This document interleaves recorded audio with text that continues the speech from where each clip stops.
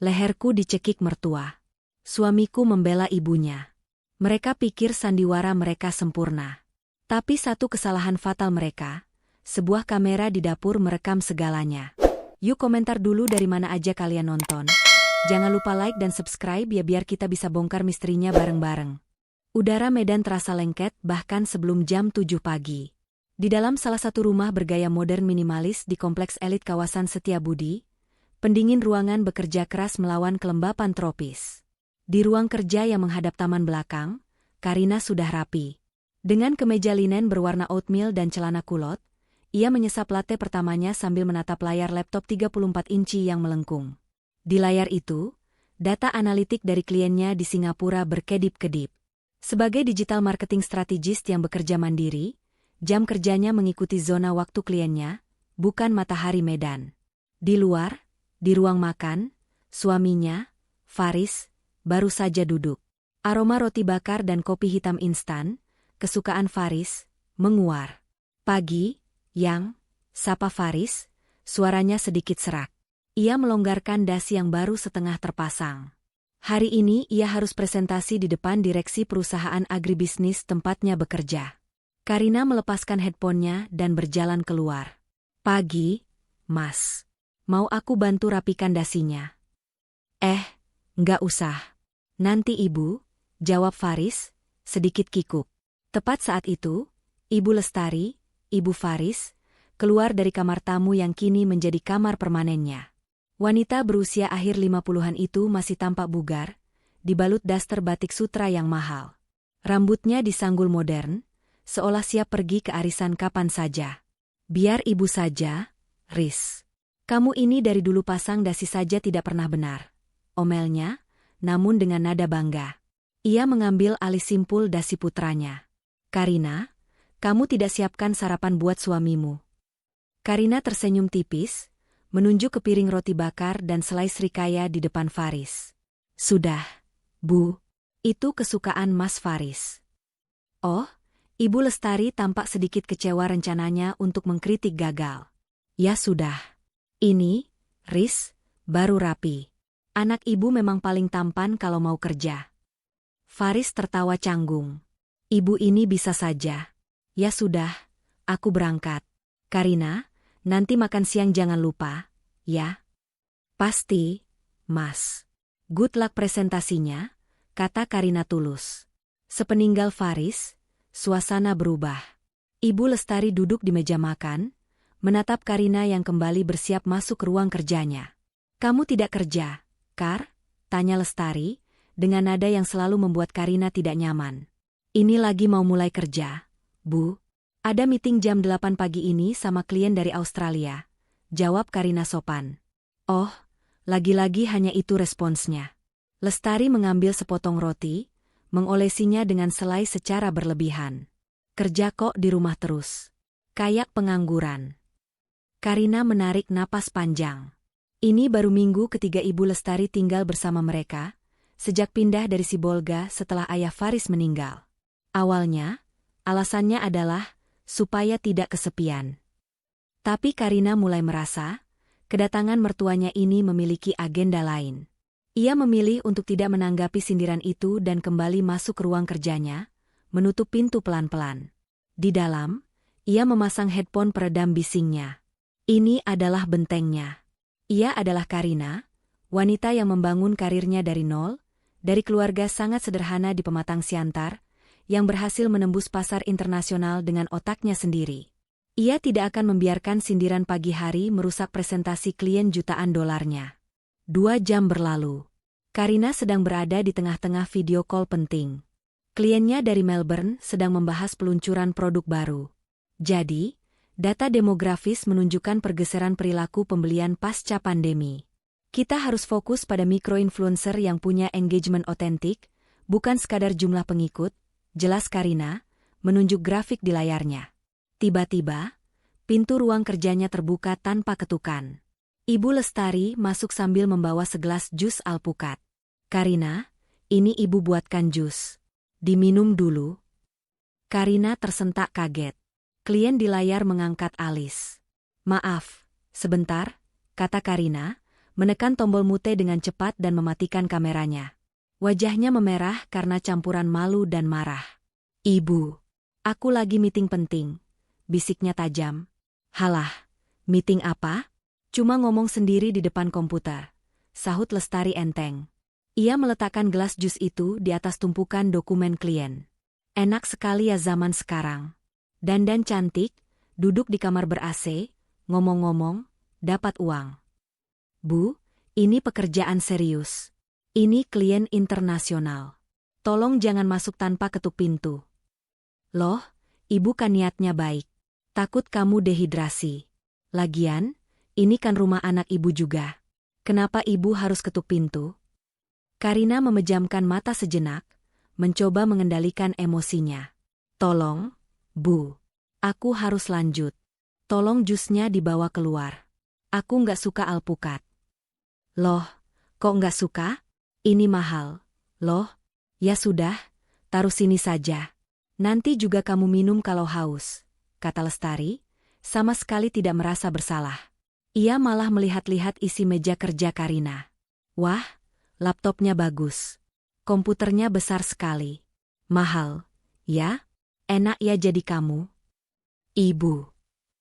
Suara Karina akhirnya meninggi sepersekian detik, sebelum ia berhasil menekannya lagi. Lestari akhirnya berbalik, mendengus. "Ya sudah, ibu keluar." Galak sekali. Padahal cuma mau antar minum. "Nanti ibu bilang Faris, kamu bentak-bentak ibu." Pintu akhirnya ditutup. Karina terduduk lemas sejenak. Tangannya gemetar. Ia menatap gelas jus alpukat yang diletakkan sembarangan di atas dokumen proposalnya. Ia segera menyalakan kembali kamera dan mikrofonnya. "Maaf atas interupsi tadi.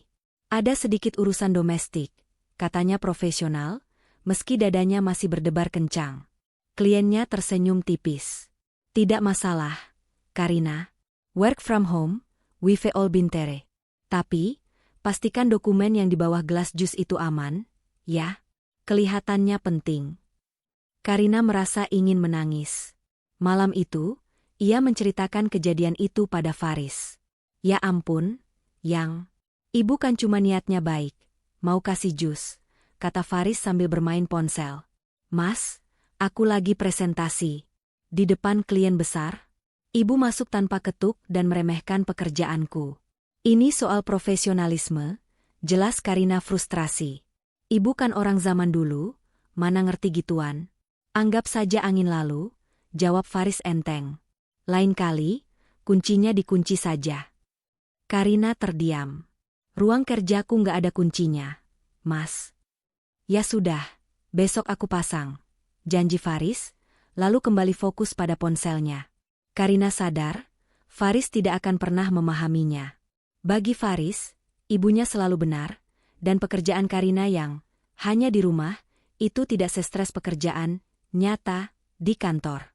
Seminggu setelah insiden jus alpukat, sebuah paket besar tiba. Karina sudah menunggu-nunggu. Isinya adalah satu set gadget prototipe terbaru dari kliennya di Korea, sebuah laptop lipat dan beberapa smartwatch yang belum dirilis. Total nilainya, jika dijual di pasar, bisa mencapai 300 juta rupiah. Ini memberi Karina ide, sekaligus alasan yang kuat. Malam itu, ia menunjukkan sebuah kotak kecil lain pada Faris. Sebuah smart kamera, CCTV, dalam ruangan. "Apa ini, Yang?" tanya Faris, bingung. "Kamera pengawas. Aku mau pasang di sudut dapur, yang menghadap ke meja makan," kata Karina tenang. Faris langsung meletakkan ponselnya. "Buat apa? Rumah kita aman, kan? Kamu curiga sama asisten rumah tangga?" "Bukan. Ini sop baru dari klien gadget aku. Lihat barang-barang ini," Karina menunjuk kotak prototipe yang tersegel. "Ini barang mahal banget, Mas. Mereka minta ada rekaman keamanan di area tempat aku biasa melakukan unboxing dan review. Dan aku biasa melakukannya di meja makan karena pencahayaannya bagus." Alasan itu sangat logis. Sebagai ahli strategi, Karina tahu cara menyajikan argumen yang sulit dibantah. "Oh," Faris menggaruk kepalanya. "Repot juga ya kerjaan kamu. Tapi apa nggak aneh, rumah kita sendiri diawasi. Ini cuma di satu sudut, Mas. Bukan di kamar atau ruang pribadi. Cuma area publik. Anggap saja kayak dashcam di mobil. Untuk jaga-jaga. Kalau barang ini hilang, aku yang harus ganti rugi. Tepat saat itu, Ibu Lestari bergabung, membawa sepiring pisang goreng. Ada apa ini kok serius sekali? Faris menjelaskan rencana Karina. Reaksi Lestari persis seperti yang Karina duga. Pasang CCTV? Di rumah sendiri? Mata Lestari membelalak. Buat apa? Kamu curiga sama ibu? Kamu kira ibu mau maling? Bukan begitu, Bu. Karina mencoba sabar. Ini syarat dari pekerjaan saya. Barang yang saya pegang ini mahal sekali. Ini untuk keamanan. Halah, alasan saja. Aneh-aneh saja kerjaan kamu. Rumah ini jadi kayak penjara. Ibu tidak setuju, kata Lestari ketus. Ibu, Faris menengahi, ini kan cuma di dapur. Enggak di kamar ibu. Sudah, biarin aja. Itu kan urusan kerjaan Karina. Enggak usah dipermasalahkan. Karina berterima kasih dalam hati. Setidaknya kali ini Faris membelanya, meski karena alasan pekerjaan. Besoknya, kamera kecil berwarna putih itu sudah terpasang rapi di sudut atas lemari dapur, menyorot langsung ke meja makan dan sebagian area kitchen island. Sebuah lampu biru kecil berkedip, menunjukkan bahwa ia sedang merekam. Karina mengaktifkan fitur cloud storage. Ia berkata pada dirinya sendiri ini murni untuk profesionalisme. Tapi jauh di lubuk hatinya, ada kelegaan lain. Sejak Ibu Lestari datang, Karina merasa barang-barang kecil di dompetnya, selembar 50.000 atau 100.000, sering hilang. Kamera itu adalah jaring pengamannya. Bukan hanya untuk laptop prototipe, tapi juga untuk kewarasannya. Kehadiran kamera itu awalnya membuat Ibu Lestari sedikit canggung. Ia beberapa kali terlihat melirik ke arah lampu biru yang berkedip itu saat berada di dapur. Tapi setelah beberapa hari, ia tampaknya lupa. Namun, sesuatu yang lain berubah. Lestari berhenti meminta Karina membuatkan ini itu. Ia beralih ke strategi yang berbeda, uang. Dimulai dari hal-hal kecil yang diselipkan di tengah obrolan santai. Karina, ibu tadi lihat daster di online shop. Bagus sekali. Tapi ibu lagi nggak pegang uang tunai. Pinjam dulu 100.000, ya? Nanti ibu ganti kalau arisan ibu cair, katanya suatu sore. Karina, yang sedang istirahat, hanya mengangguk dan mentransfer uang itu via m-banking. Nggak usah diganti, Bu. Pakai saja. Minggu depannya, jumlahnya naik. Karina, teman ibu ada yang ulang tahun. Masa ibu datang nggak bawa kado? Ibu pinjam 500.000, ya? Karina mulai ragu, tapi Faris keburu menyahut dari ruang keluarga. Kasih aja, yang buat ibu. Karina pun memberikannya. Pola itu berlanjut. 300.000 untuk krim wajah anti-aging, 200.000 untuk ongkos taksi online jenguk teman sakit. Karina selalu memberinya, menganggapnya sebagai bagian dari biaya, menjaga kedamaian rumah tangga. Hingga suatu hari, Karina tidak sengaja melihat notifikasi di ponsel Lestari yang tergeletak di meja makan. Lestari sedang di kamar mandi. Notifikasi itu bukan dari online shop atau aplikasi transportasi. Itu adalah pengingat pembayaran dari aplikasi pinjaman online. Dan di bawahnya, notifikasi dari sebuah situs slot. Jantung Karina berdebar. Ia tidak menyentuh ponsel itu. Tapi gambaran itu terekam jelas di otaknya. Malamnya, saat Lestari kembali beraksi, sikap Karina berubah. Karina, besok ada arisan sosialita di Hotel Bintang 5. Ibu harus datang. Ibu pinjam uangmu 1 juta, ya? Buat sangu, pinta Lestari sambil memijat-mijat bahu Faris. Faris, seperti biasa, menatap Karina dengan tatapan, tolong mengertilah. Tapi Karina menggeleng pelan. Maaf, Bu. Bulan ini pengeluaran saya lagi banyak. Klien ada yang telat bayar. Ia berbohong. Wajah Lestari langsung mengeras. 1 juta saja kok pelit sekali? Kamu kan baru dapat bonus. Ibu dengar sendiri kamu cerita ke Faris. Itu untuk investasi, Bu. Bukan untuk dihambur-hamburkan, kata Karina tegas, namun tetap sopan. Oh, Jadi arisan ibu kamu bilang menghamburkan uang. Suara Lestari mulai meninggi. Faris, lihat istrimu ini. Dia bilang ibu menghamburkan uang. Bukan gitu, Yang. Faris mencoba menengahi. Mas, aku nggak bilang gitu. Aku cuma bilang aku nggak bisa, tegas Karina. Malam itu berakhir dengan Ibu Lestari membanting pintu kamar, dan Faris tidur memunggungi Karina. Kamu keterlaluan, bisik Faris sebelum tidur. Itu cuma 1 juta. Kamu bikin ibu sedih. Karina memejamkan mata, menahan amarah. Ini bukan soal 1 juta. Ini soal kebohongan, soal pinjaman online, dan soal situs slot yang ia lihat. Setelah insiden, 1 juta, Ibu Lestari mendiamkan Karina selama 3 hari. Ia hanya berbicara pada Faris. Ia akan memasak makanan kesukaan Faris dalam jumlah besar, namun tidak menyisakan untuk Karina. Karina tidak ambil pusing. Ia bisa memesan makanan dari luar. Justru, keheningan itu terasa damai. Pekerjaannya lancar, kliennya senang. Sampai pada hari keempat. Faris sedang dinas keluar kota, ke perkebunan sawit di Rantau Prapat. Rumah terasa sepi. Karina sedang menikmati sore yang tenang di ruang kerjanya, menganalisis hasil kampanye iklan. Tiba-tiba, Ibu Lestari masuk. Kali ini, ia mengetuk pintu. Karina, ibu boleh bicara sebentar? Penting. Wajahnya tampak kuyu. Matanya sembab. Nada bicaranya lembut, tidak seperti biasanya. Karina langsung merasa waspada, tapi juga sedikit iba. Iya, Bu. Silakan duduk. Ada apa? Lestari duduk di kursi di depan meja Karina. Ia memilin-milin ujung dasternya. Karina, ibu tahu ibu salah. Ibu minta maaf sudah bikin kamu kesal soal uang arisan kemarin. Karina terkejut. Ini pertama kalinya mertuanya meminta maaf. Nggak apa-apa, Bu. Sudah lupa kok. Ada masalah besar, Karina, Lestari memulai. Matanya berkaca-kaca. Ini menyangkut nama baik keluarga. Menyangkut Faris. Jantung Karina mulai berdebar tak enak. Masalah apa, Bu? Ibu? Ibu salah investasi, isaknya pelan. Ibu ikut investasi bodong. Uang tabungan ibu, uang peninggalan almarhum bapaknya Faris, semua habis. Karina terdiam, mencerna informasi itu. Dan sekarang, ibu dikejar-kejar debt collector. Mereka mengancam mau datang ke kantornya Faris. Mau bikin malu dia. Ibu tidak tahu harus bagaimana lagi. Lestari menangis sesenggukan. Ibu malu, Kar. Ibu malu sekali. Karina, meski penuh curiga, adalah wanita yang logis. Berapa jumlahnya, Bu?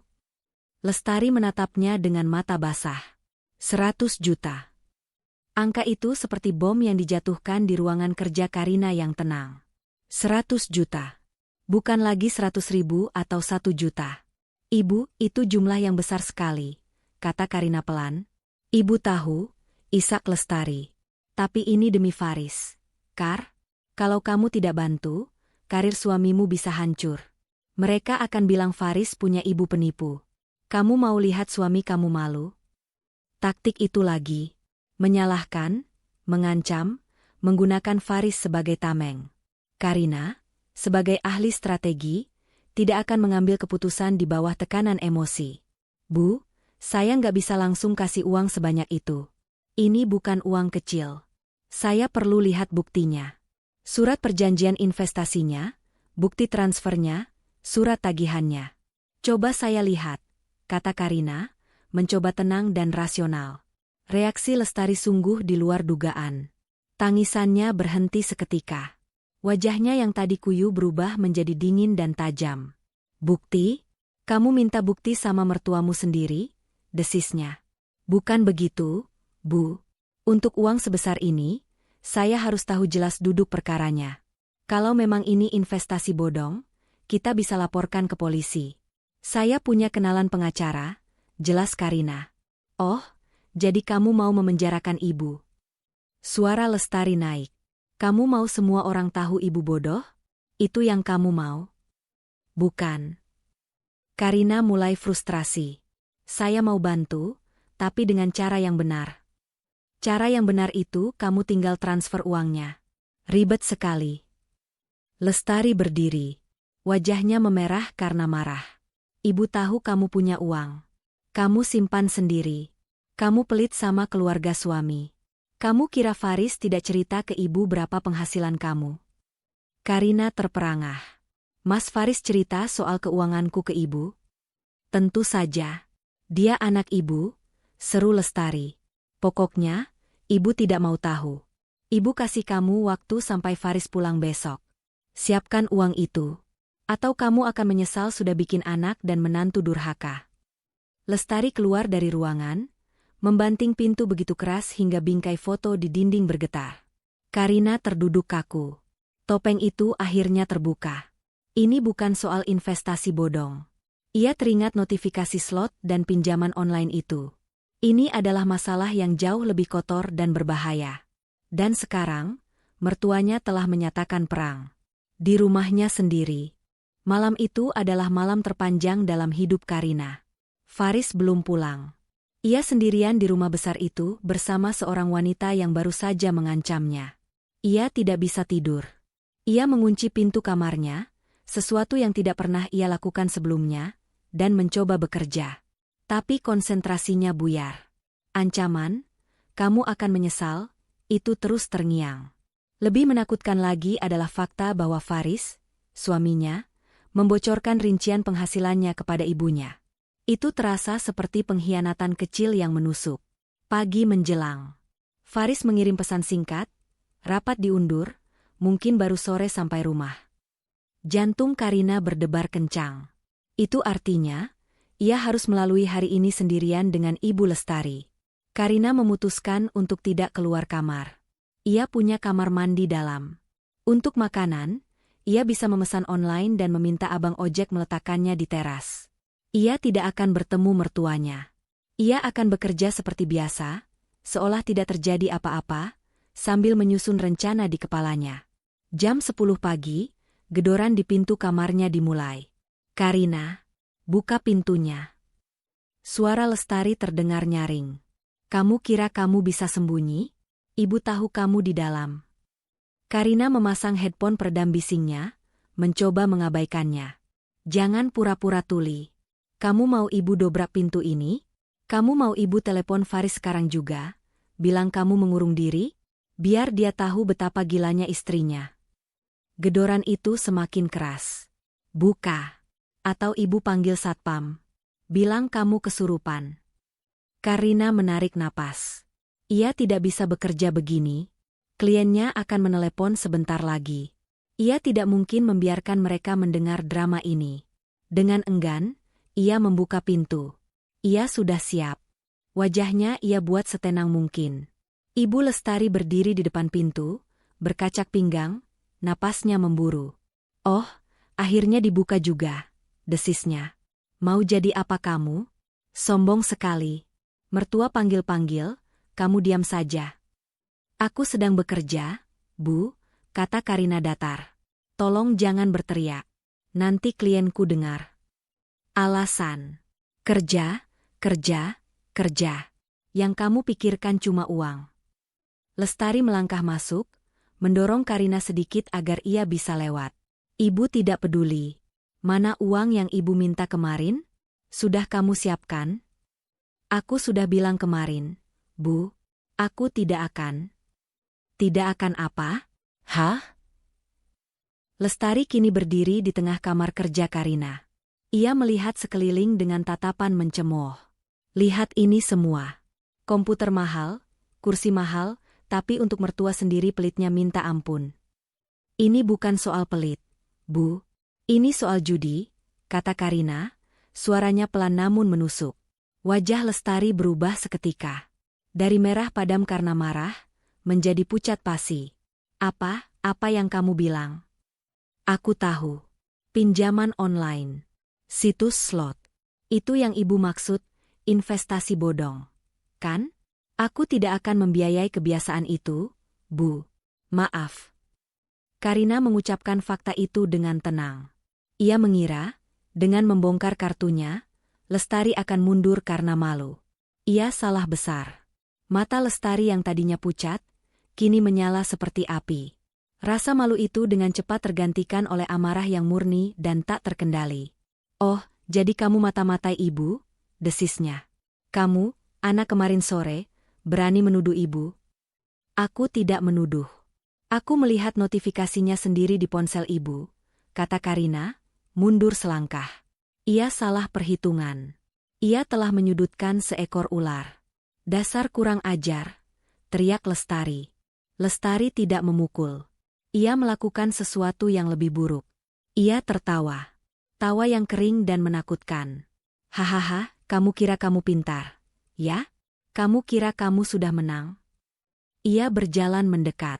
Karina refleks mundur, keluar dari ruang kerjanya, menyusuri lorong menuju ruang tengah. "Kamu kira Faris akan percaya sama kamu? Sama istri pelit yang lebih sayang komputernya daripada mertuanya? Kamu bukan siapa-siapa, Karina.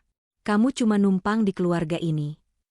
"Ini rumahku juga," sergah Karina, kini terdesak sampai ke ruang makan. "Aku ikut mencicil rumah ini." "Oh, hebat. Hebat sekali," cemoh Lestari, terus mengejarnya. "Tapi kamu lupa satu hal. Aku ibunya Faris, yang melahirkan dia. Darahku mengalir di dia. Kalau aku dan kamu sama-sama tenggelam, dia akan menyelamatkan aku lebih dulu. Kamu cuma orang luar." Karina terdiam di depan kitchen island. Ia ingin lari, tapi kakinya kaku. Ia ingin membuat kopi tadi, untuk menenangkan sarafnya. Sekarang, yang ada di depannya hanya cangkir kosong dan mertua yang terlihat seperti kesurupan. "Jadi, ibu tanya sekali lagi," kata Lestari, suaranya kini kembali tenang, namun dingin membekukan. Ia berdiri di seberang island. "Uang itu, mana?" "Tidak akan," kata Karina, suaranya bergetar, tapi ia berusaha teguh. "Lebih baik aku berikan ke lembaga rehabilitasi judi daripada ke ibu." Itu adalah kalimat pemungkas. Lestari menggeram. Ia mengitari island itu. Karina refleks mundur lagi, hingga punggungnya menyentuh dinding dapur, tepat di sebelah kulkas. Ia terpojok. Di sudut atas lemari, sebuah lampu biru kecil berkedip tanpa suara. Smart kamera itu merekam semuanya. "Mulut kamu ini," desis Lestari. Wajahnya kini hanya berjarak beberapa senti dari wajah Karina. "Harus dikasih pelajaran." Tangan Lestari bergerak cepat. Bukan menampar. Jari-jarinya yang terawat, yang memakai cincin emas besar, mencengkeram kerah kemeja linen Karina. "Kamu itu." "Lepas, Bu," pekik Karina, kaget. Ia mencoba mendorong, tapi Lestari, yang didorong oleh adrenalin putus asa, ternyata kuat. "Kamu pikir kamu siapa?" Lestari mendorong Karina keras ke dinding. Kepala Karina terbentur ringan, cukup untuk membuatnya pusing sejenak. Dan saat itulah tangan Lestari yang satu lagi naik. Bukan ke kerah, tapi ke leher. "Kamu mau menghancurkan ibu, ya? Kamu mau ibu mati menanggung utang?" "Hah?" Jari-jari itu menekan. Kuku-kukunya terasa tajam. "Kamu, anak tidak tahu diuntung." Karina terbatuk. Rasa kagetnya berubah menjadi panik. Ia tidak bisa bernapas. Oksigen terputus. Matanya membelalak, menatap horor pada wanita yang telah kehilangan akal sehatnya di depannya. "Kasih uangnya," desis Lestari, matanya memerah. "Bilang kamu mau kasih. Sekarang." Karina mencoba bicara, tapi yang keluar hanya suara tercekik. Ia mencakar-cakar tangan Lestari, mencoba melepaskan cengkeraman itu. Tenaganya mulai habis. Titik-titik hitam mulai muncul di pandangannya. "Let us." "Bilang, iya, Ibu," teriak Lestari, semakin menekan. Karina benar-benar ketakutan. Ia akan mati. Di dapur rumahnya sendiri. Dibunuh oleh ibu mertuanya karena uang 100 juta. Di sudut sana, lampu biru kecil itu masih berkedip. Merekam setiap detik senyap dari adegan mengerikan itu. Kri. Bip-bip. Suara gerbang depan otomatis yang dibuka, diikuti oleh klakson mobil, 2 kali pendek. Pola yang sangat Karina kenali. Itu suara mobil Faris. Suara itu, entah bagaimana, menembus kabut di otak Lestari. Mata beringasnya langsung berkedip, kembali ke dunia nyata. Ia melepaskan cengkeramannya seketika. Karina ambruk, merosot di dinding, memegangi lehernya. Ia terbatuk-batuk hebat, mencoba menghirup udara sebanyak mungkin. Suaranya hilang. Matanya berair. Lehernya terasa seperti terbakar. Lestari, sebaliknya, bertransformasi dalam sepersekian detik. Wajah iblisnya hilang, digantikan oleh wajah korban. Ya Allah, pekiknya, seolah ia yang baru diserang. Terdengar suara pintu depan dibuka. Assalamualaikum.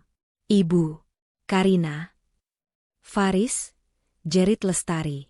Dan kemudian, ia melakukan hal yang brilian. Ia tidak pura-pura pingsan. Ia tidak pura-pura sakit jantung. Ia berlari ke arah rak piring, mengambil sebuah gelas kaca, dan membantingnya ke lantai. Pra-aang. Aarg. Tolong. Nak. Jeritan dan suara pecahan kaca itu adalah hal pertama yang menyambut Faris saat ia berlari ke dapur, masih dengan tas laptop tersampir di bahu. Faris berhenti di ambang pintu dapur.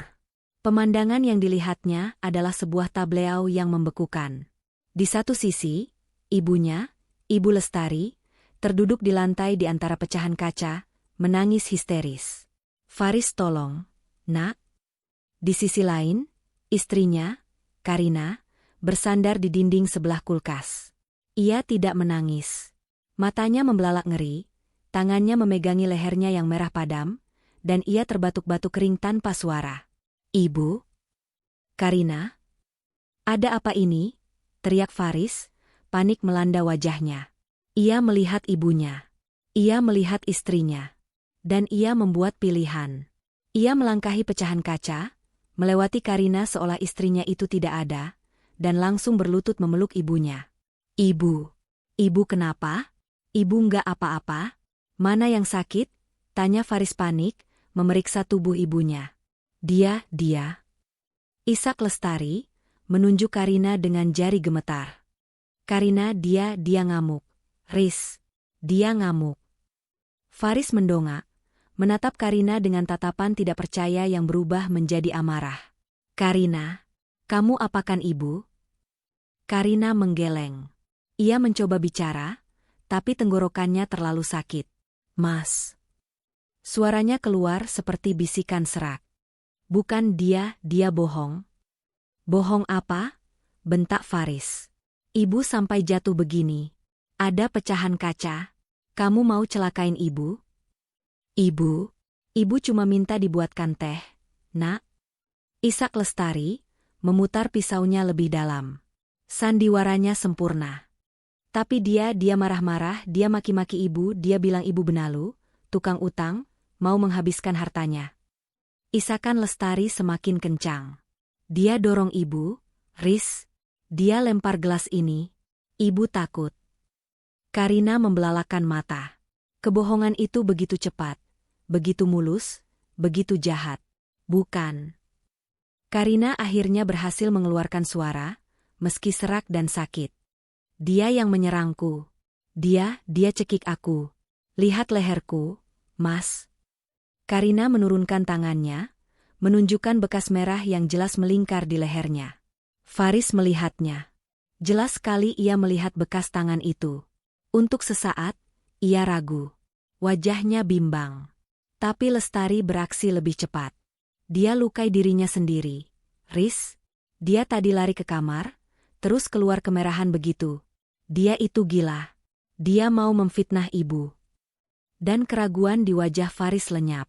Ia memilih untuk percaya pada kebohongan yang lebih nyaman. Ia berdiri, menatap Karina dengan kemarahan dingin yang belum pernah Karina lihat sebelumnya. Kamu sudah keterlaluan, Karina. Hati Karina seperti diremas.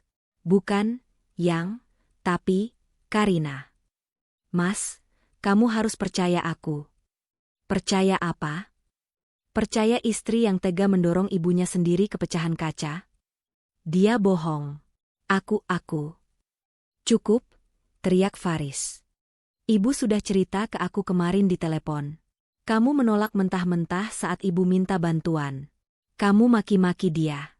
Dan sekarang kamu berani main fisik. Dunia Karina runtuh. Jadi, Faris tahu. Faris tahu soal permintaan 100 juta itu. Faris dan ibunya merencanakan ini. Faris sengaja membiarkannya sendirian di rumah, agar ibunya bisa menekannya. Pengkhianatan itu jauh lebih dalam. Bukan hanya dia tidak dipercaya. Dia telah dijebak oleh suaminya sendiri. Kamu. Bisik Karina, air mata akhirnya mengalir. Bukan air mata sakit fisik, tapi sakit hati. Aku kecewa sama kamu, kata Faris dingin. Sangat kecewa. Ia berbalik, memapah ibunya berdiri, menjauhkan wanita rapuh itu dari monster di dapur. Ayo, Bu, kita ke kamar ibu. Biar ibu tenang. Jauh dari dia. Lestari menatap Karina dari balik bahu Faris. Wajahnya masih berlinang air mata, tapi matanya tersenyum. Sebuah senyuman kemenangan yang penuh cemooh. Faris dan Lestari menghilang di tikungan koridor. Karina ditinggalkan sendirian di dapur. Kakinya lemas. Ia merosot ke lantai, tak peduli pada pecahan kaca yang mungkin ada di dekatnya. Ia terisak dalam diam. Rasa sakit di lehernya tidak ada apa-apanya dibanding rasa sakit di hatinya. Ia hancur. Hingga kemudian, matanya tidak sengaja tertuju pada sudut di atas lemari. Di sana, sebuah lampu biru kecil berkedip dengan tenang. Merekam segalanya. Isak tangis Karina berhenti. Air matanya mengering. Ekspresi hancur di wajahnya perlahan mengeras, digantikan oleh sesuatu yang lain. Sesuatu yang dingin, tajam, dan penuh perhitungan. Ia bangkit. Berjalan pelan ke ruang kerjanya. Mengunci pintu. Membuka laptopnya. Dan mengunduh file video berdurasi 15 menit dari cloud. Faris dan Lestari tidak kembali ke dapur malam itu. Karina mendengar mereka memesan makanan dari luar. Ia mendengar suara tawa pelan dari kamar tidur utama, kamar tidur mereka, tempat Faris kini menemani ibunya yang trauma. Ditinggal sendirian di ruang kerjanya yang terkunci, Karina tidak menangis lagi. Tubuhnya bergetar, bukan karena takut, tapi karena kombinasi adrenalin, amarah yang membeku, dan rasa sakit, baik di lehernya maupun di hatinya. Ia duduk di depan komputer Naya. Ia mengklik file Kicencam 15 Nov 10.30 AM MP4. Sebagai seorang digital marketing strategist, dunianya adalah data. Dan ini adalah data mentah yang paling penting dalam hidupnya. Ia memaksa dirinya menonton rekaman itu. Sekali saja. Video itu tanpa suara, tapi kengeriannya justru semakin jelas.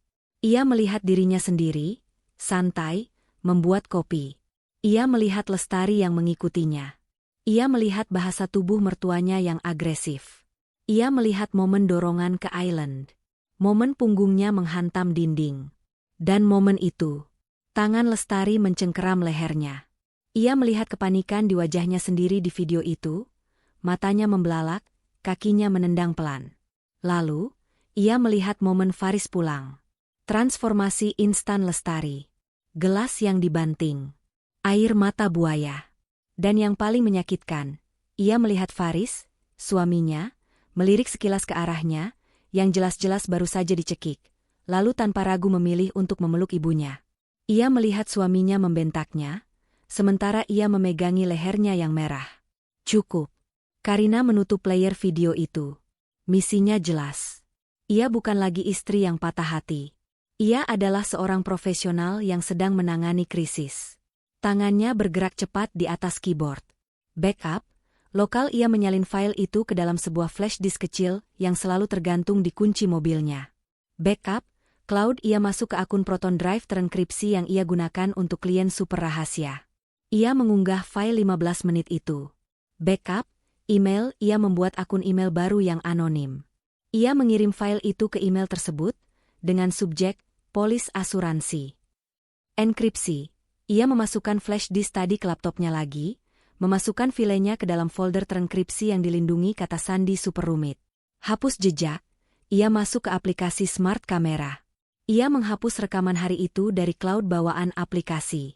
Ia kemudian menghapus file aslinya dari folder download di laptopnya. Jika Faris atau Lestari cukup pintar untuk memeriksa, mereka tidak akan menemukan apa-apa. Kameranya akan terlihat bersih. Malam itu, Karina tidak tidur. Di bawah satu atap dengan orang yang mencoba mencekiknya dan orang yang mengkhianatinya, ia menyusun rencana. Ia membuka dokumen Excel baru, bukan untuk data klien, tapi untuk strategi keluar. Pukul 6:30 pagi. Karina mendengar suara air di kamar mandi utama. Faris sedang bersiap kerja, seolah-olah kemarin adalah hari biasa. Tak lama kemudian, ia mendengar suara Lestari yang ceria di dapur, membuat sarapan untuk anak kesayangannya.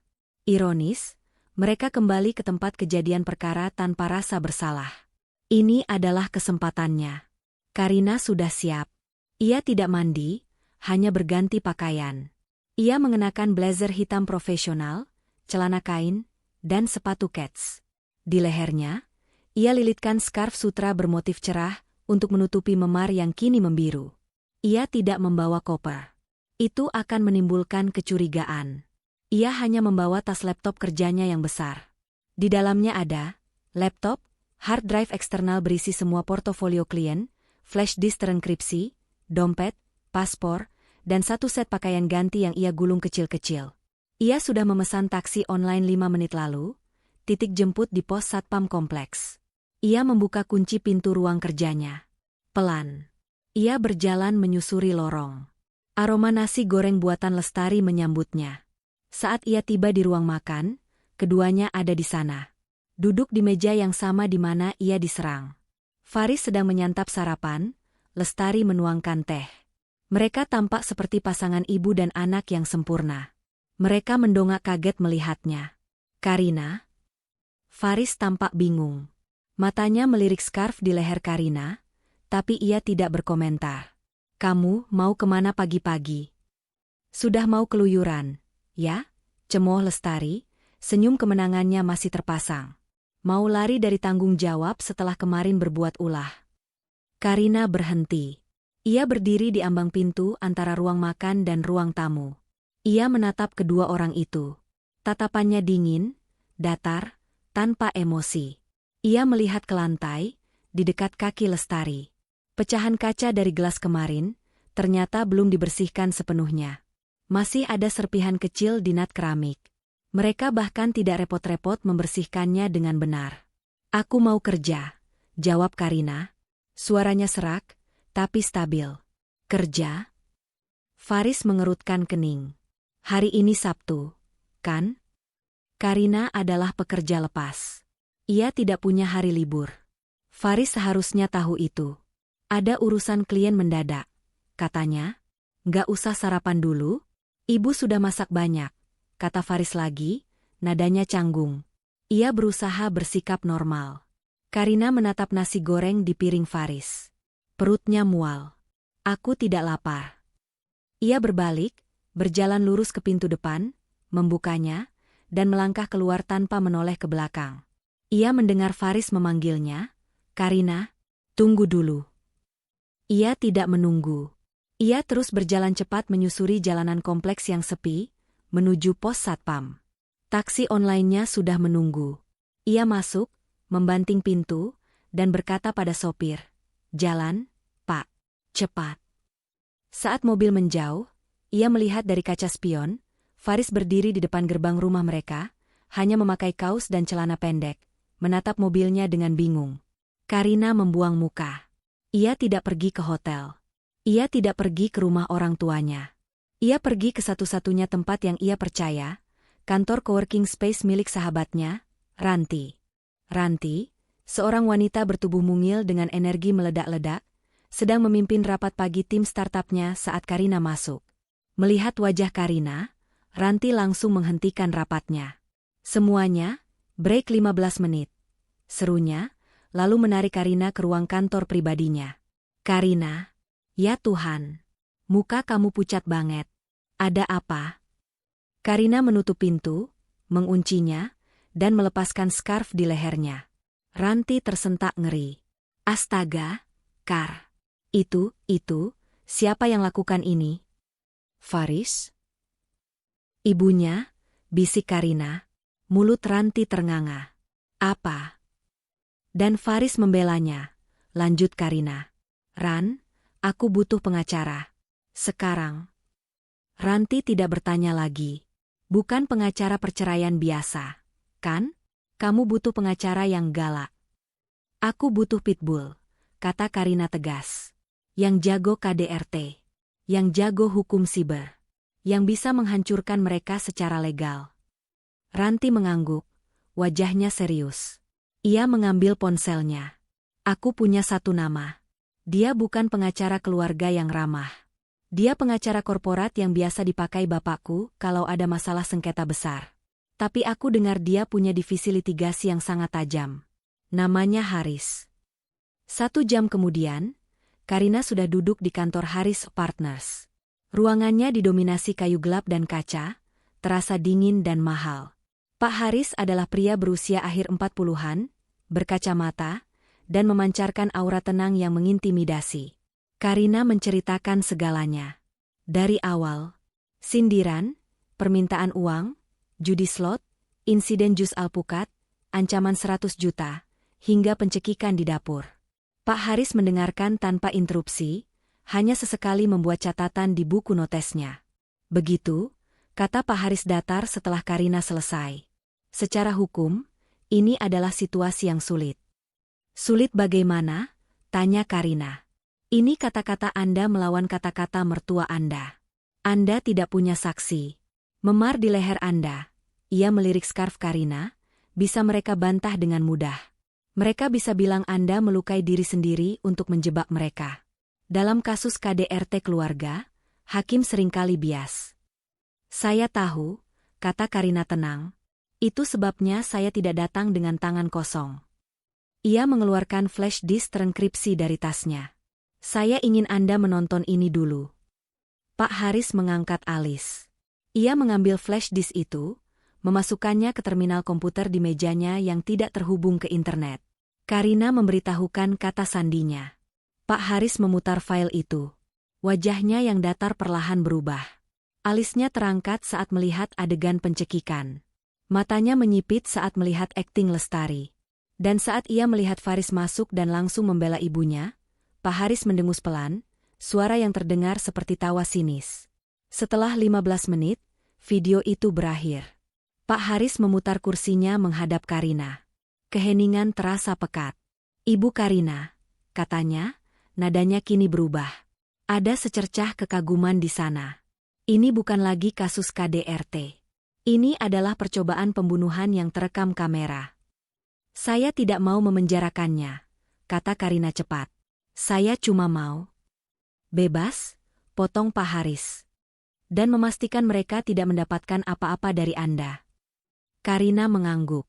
Bagus, kata Pak Haris, senyum tipis tersungging di bibirnya.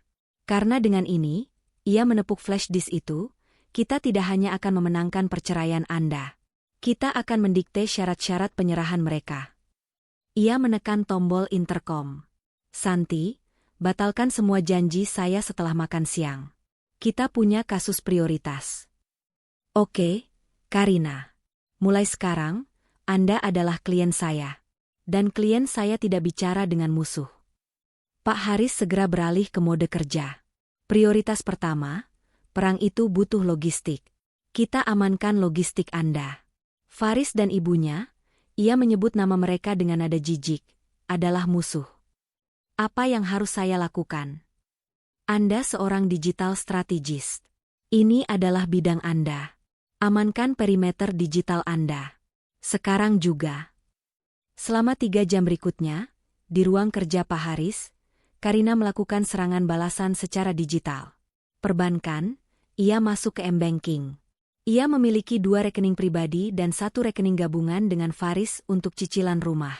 Dengan sekali klik, ia memindahkan semua dana dari rekening pribadinya ke rekening baru di bank lain, yang baru saja ia buka secara online menggunakan rekening Ranti sebagai perantara. Rekening gabungan itu ia biarkan. Biarkan dia melihatnya, kata Pak Haris. Kartu kredit. Ia menelepon bank, melaporkan semua kartu kredit tambahannya, yang dipegang Faris, hilang. Ia memblokirnya secara permanen. Aset digital, ia mengganti semua kata sandi. Email pribadi, email kerja, cloud storage, media sosial, platform klien. Semuanya. Ia mengaktifkan autentikasi 2 faktor, menautkannya ke nomor ponsel baru yang ia beli dalam perjalanan ke kantor Pak Haris. Ponsel lamanya kini hanya untuk menerima telepon dari Faris.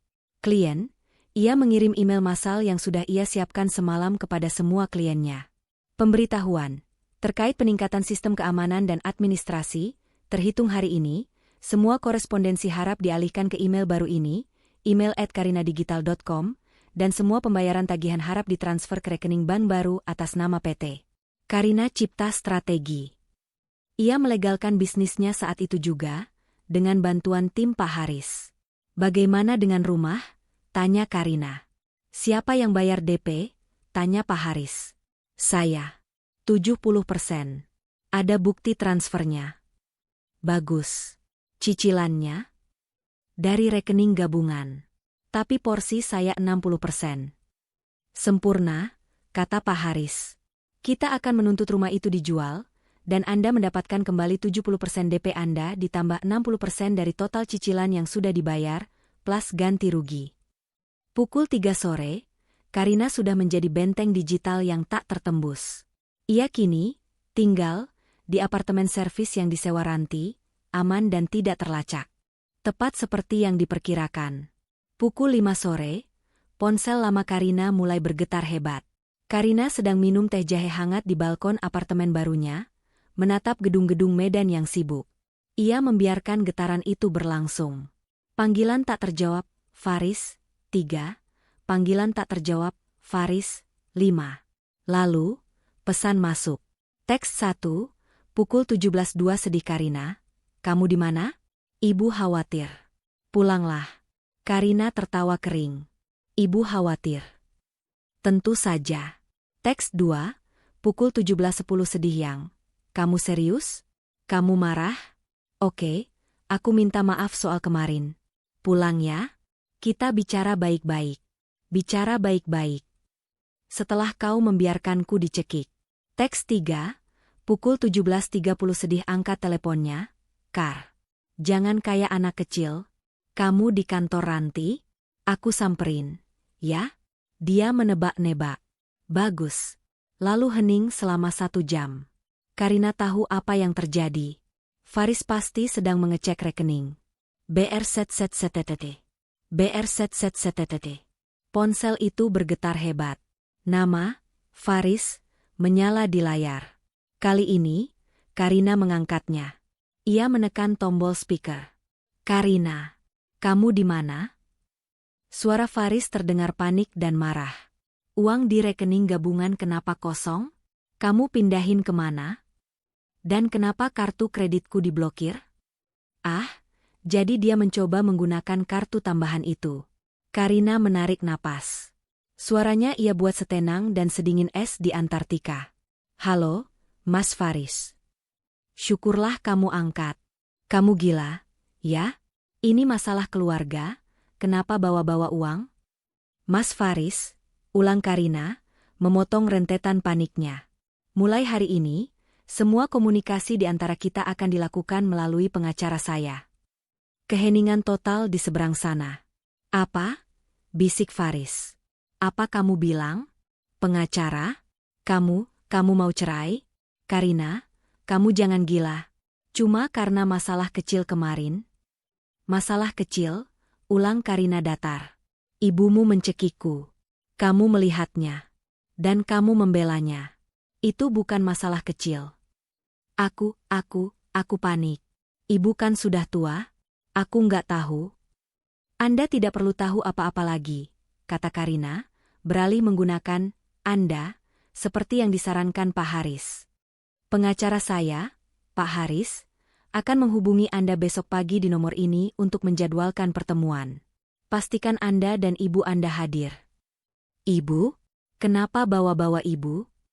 Ini urusan kita. Ibu Anda adalah inti dari urusan ini, kata Karina. Selamat malam, Faris. Tunggu, Karina. Jangan ditutup. Karina AA. Karina menutup telepon. Ia segera memblokir nomor Faris. Ia memblokir nomor Lestari yang bahkan tidak repot-repot menghubunginya. Ia mematikan ponsel lamanya, mencabut kartu SIM-nya, dan mematahkannya menjadi 2. Ia menyalakan ponsel barunya. Hening. Untuk pertama kalinya dalam 24 jam, Karina merasa bisa bernapas. Perang baru saja dimulai, tapi ia sudah memenangkan pertempuran pertama. Selasa, pukul 10 pagi. Ruang rapat di kantor Hariso Partners terasa seperti kotak es. Dinding kaca buram, meja kayu mahoni yang berat, dan pendingin ruangan yang disetel terlalu rendah. Karina sudah duduk di sana sejak pukul 9:30. Ia duduk di sebelah Pak Haris, mengenakan blazer biru tua, rambutnya diikat ekor kuda yang rapi. Ia tampak seperti seorang CEO yang siap memimpin rapat dewan, bukan seorang wanita yang baru saja melarikan diri dari rumahnya. Ia tenang, diam, dan matanya fokus pada pintu. Tepat pukul 10.03, pintu terbuka. Faris dan Ibu Lestari masuk. Mereka tidak datang dengan penyesalan. Mereka datang dengan amarah yang tertahan. Faris tampak lelah, matanya merah kurang tidur, tapi pakaiannya rapi, ia datang untuk berperang. Ibu Lestari, sebaliknya, tampak rapuh. Ia mengenakan gamis sederhana, wajahnya pucat, mungkin sengaja dipucatkan, dan ia berjalan sambil memegang erat lengan Faris, seolah-olah ia bisa pingsan kapan saja. Mata Faris langsung terkunci pada Karina. Ada kemarahan, tapi juga kebingungan. Karina, ia memulai, suaranya serak. Apa-apaan ini? Kamu sewa pengacara? Kamu mau hancurkan keluarga kita? Ibu Lestari mulai terisak pelan di lengan putranya. Sudah, Riz. Istri kamu sudah nggak sayang lagi sama kita. Ibu salah apa? Pak Haris berdeham sekali. Suara beratnya langsung memotong drama itu. Selamat pagi, Pak Faris, Ibu Lestari. Saya Haris, kuasa hukum dari klien saya, Ibu Karina. Ia menunjuk 2 kursi kosong di seberang meja. Silakan duduk. Waktu kita tidak banyak. Aura dingin dan berkuasa dari Pak Haris membuat Faris dan Lestari kaget. Mereka mengira ini adalah mediasi keluarga yang emosional. Mereka salah. Ini adalah ruang eksekusi. Mereka duduk dengan kaku. Baik, kata Pak Haris, membuka sebuah map tipis. Kita di sini untuk membahas syarat-syarat perceraian dan... Cerai? Faris memotong, menggebrak meja pelan. Kami tidak mau cerai. Pak, ini salah paham besar. Istri saya ini, ia menunjuk Karina, sedang stres berat. Dia temperamental. Dia yang menyerang ibu saya. Pak Haris menaikkan satu alisnya. Oh, benarkah? Tolong jelaskan. Faris, merasa mendapat angin, melanjutkan. Benar, Pak. Dia menuduh ibu saya yang tidak-tidak. Dia bilang ibu saya penjudi, tukang utang. Fitnah itu membuat ibu saya syok. Lalu hari itu, ia menunjuk ibunya, ibu saya cuma mau menasihati dia baik-baik, tapi dia mengamuk. Kini giliran Lestari yang mengambil panggung. Air matanya mengalir deras. Saya cuma mau jadi ibu yang baik. Pak, isaknya pilu. Saya cuma minta dibuatkan teh, tapi dia dorong saya. Dia maki-maki saya, bilang saya benalu. Saya sudah tua, Pak, didorong begitu ya saya jatuh.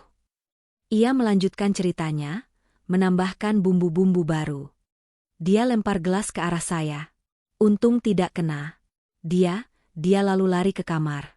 Pas keluar lagi, lehernya sudah merah-merah. Dia lukai dirinya sendiri. Pak, dia mau memfitnah saya. Ya Allah, Faris, ibu nggak kuat. Lestari berpura-pura lemas dan bersandar di bahu Faris. Aktingnya sempurna. Ia adalah korban yang paling teraniaya. Faris langsung memeluk ibunya. Tuh, Bapak lihat sendiri. Ibu saya trauma. Yang harusnya disidang di sini itu Karina, bukan ibu saya. Dia yang KDRT. Selama rentetan tuduhan itu, Karina tidak bergerak. Ia tidak membantah. Ia tidak menangis. Ia hanya menatap kedua orang itu dengan tatapan kosong, seolah sedang menonton pertunjukan teater yang buruk. Keheningannya membuat Faris semakin marah. Jawab, Kar, kenapa kamu diam? Kamu takut karena kebohongan kamu terbongkar, kan? Pak Haris membiarkan mereka menyelesaikan semua tuduhan. Ia menunggu sampai Lestari selesai terisak dan Faris selesai berteriak. Sudah? Tanya Pak Haris tenang. Bapak harusnya menasihati klien Bapak. Bukan malah memfasilitasi perceraian gila ini, sembur Faris. Baik, kata Pak Haris. Ia bersandar di kursinya. Jadi, intinya, versi cerita dari pihak Anda adalah, Ibu Karina mengarang cerita, memfitnah Ibu Lestari sebagai penjudi, lalu menyerang Ibu Lestari secara fisik, dan melukai dirinya sendiri untuk menjebak Ibu Lestari. Begitu?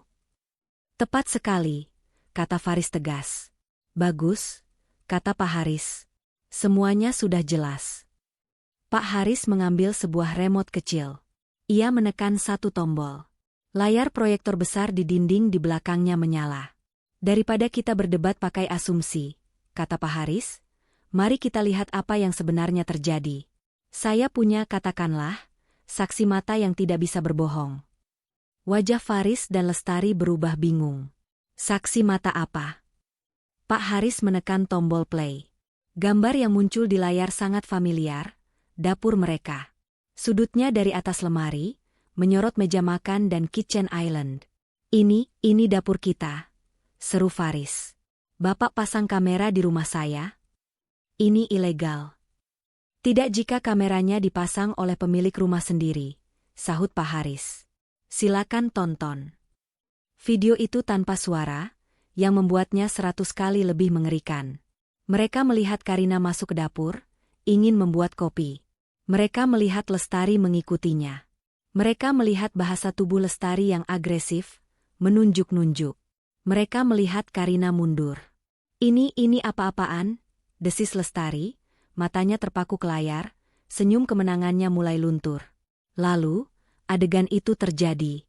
Layar itu menunjukkan dengan jelas, resolusi 1080p, Lestari mendorong Karina ke dinding. Dan kemudian tangan Lestari naik dan mencengkeram leher Karina. Ruangan itu senyap. Satu-satunya suara adalah napas Lestari yang tiba-tiba tercekat. Tidak. Bisiknya. Video itu terus berputar. Menunjukkan Karina yang meronta, matanya membelalak, kakinya menendang pelan. Menunjukkan wajah beringas Lestari yang terus menekan. Cukup, teriak Faris tiba-tiba, wajahnya seputih kertas. Tapi Pak Haris tidak menghentikannya. Video itu berlanjut. Menunjukkan momen ketika suara mobil Faris terdengar. Menunjukkan Lestari yang melepaskan cekikannya. Dan bagian terburuknya bagi Faris. Video itu menunjukkan Lestari berlari, mengambil gelas, dan sengaja membantingnya ke lantai. Video itu menunjukkan Lestari menjatuhkan diri, dan mulai menangis. Lalu, Faris masuk ke dalam frame. Video itu menunjukkan Faris yang melihat Karina, yang memegangi lehernya, dan melihat Lestari, yang menangis di lantai, lalu tanpa ragu berlari memeluk ibunya. Video itu bahkan menangkap momen Faris membentak Karina. Sementara Karina hanya bisa memegangi lehernya yang memerah. Pak Haris akhirnya menekan tombol pause. Keheningan di ruang rapat itu begitu pekat, rasanya bisa dipotong dengan pisau. Ibu Lestari tidak lagi berakting. Ia benar-benar gemetar. Wajahnya bukan pucat lagi, tapi abu-abu. Itu editan. Rekayasa. Kamu memfitnah ibu, Karina. Faris bilang sama dia, itu bohong. Tapi Faris tidak menatapnya. Faris menatap layar proyektor. Wajahnya hancur. Ia tidak hanya melihat ibunya yang ternyata seorang monster. Ia melihat dirinya sendiri.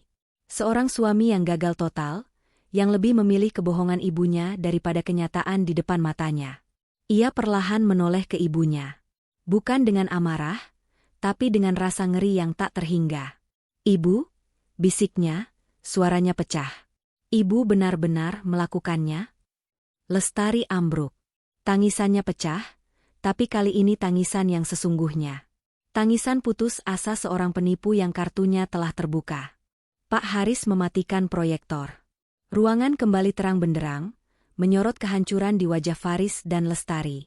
Sekarang, kata Pak Haris, suaranya kembali dingin dan profesional.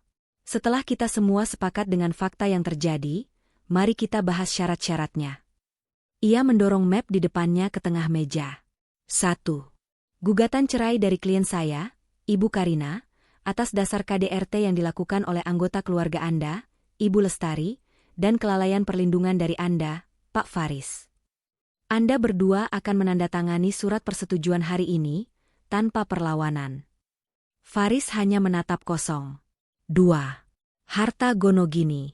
Apartemen servis dan semua aset digital, termasuk PT Karina Cipta Strategi dan seluruh rekening bank atas namanya, adalah murni milik klien saya.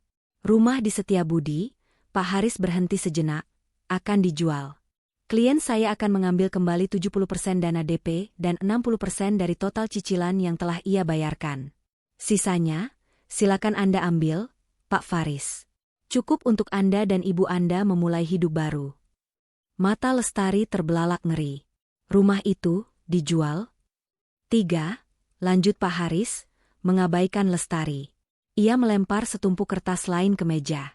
Itu adalah cetakan rekening koran dari pinjaman online dan bukti transfer ke berbagai situs judi slot.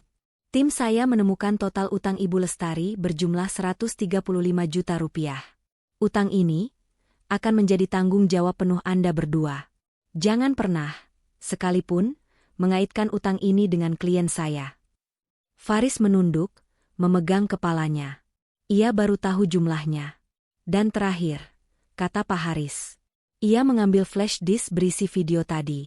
Ini adalah bukti percobaan penganiayaan berat. Pasal 351 KUHP. Ancaman hukumannya, 5 tahun penjara. Lestari terpekik pelan. Klien saya, Pak Haris menatap Karina sejenak, yang tetap diam, telah memutuskan untuk tidak melaporkan ini ke polisi. Faris mengangkat kepalanya, ada secercah harapan di matanya. Dengan syarat, lanjut Pak Haris, membanting suaranya. 1. Anda berdua menandatangani perjanjian perlindungan. Mulai detik ini, Anda dilarang mendekati Ibu Karina, tempat kerjanya, atau kliennya, dalam jarak 100 meter. Anda dilarang menghubunginya dalam bentuk apapun, telepon, pesan, email, media sosial, atau lewat perantara. Selamanya. 2. Jika ada satu saja pelanggaran video ini akan langsung saya serahkan ke Reskrim Polda. Dan saya jamin, Ibu Lestari akan tidur di sel malam itu juga. Pak Haris menyodorkan pulpen dan setumpuk dokumen. Silakan tanda tangani. Di sini, dan di sini. Faris menatap ibunya yang hancur. Lalu ia menatap Karina, yang baru kali ini ia tatap matanya. Mata Karina dingin. Tidak ada cinta, tidak ada benci. Hanya kosong. Dengan tangan gemetar, Faris mengambil pulpen itu. 1 tahun kemudian. Di lantai 18 sebuah gedung perkantoran baru di pusat kota Medan, sebuah papan nama bertuliskan, Karina Digital Strategist, tergantung di pintu kaca. Di dalam, suasananya sibuk. Ada 8 anak muda yang bekerja dengan laptop mereka, di ruang kantor yang terang, modern, dan penuh tanaman. Di ruang sudut, Karina menutup panggilan video. Luar biasa, Karina. Proposal Anda brilian. Kami akan transfer DP-nya siang ini, kata klien dari Singapura di layar, sebelum akhirnya gelap. Karina tersenyum. Ia melepas headsetnya. Ia menatap keluar jendela. Pemandangan kota Medan terhampar di bawahnya. Ia bebas. Perceraian itu selesai dalam 2 minggu. Rumah di Setiabudi laku terjual 3 bulan kemudian.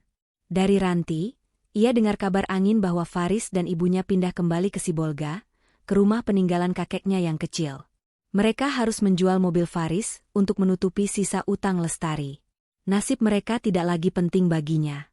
Karina menggunakan uang hasil penjualan rumah itu untuk menyewa kantor ini dan merekrut tim pertamanya. Bisnisnya meledak. Ponselnya bergetar. Sebuah notifikasi dari aplikasi smart home barunya. Bukan CCTV. Hanya pengingat untuk menyiram tanaman di balkon apartemen barunya. Ia mengambil tasnya, siap untuk makan siang.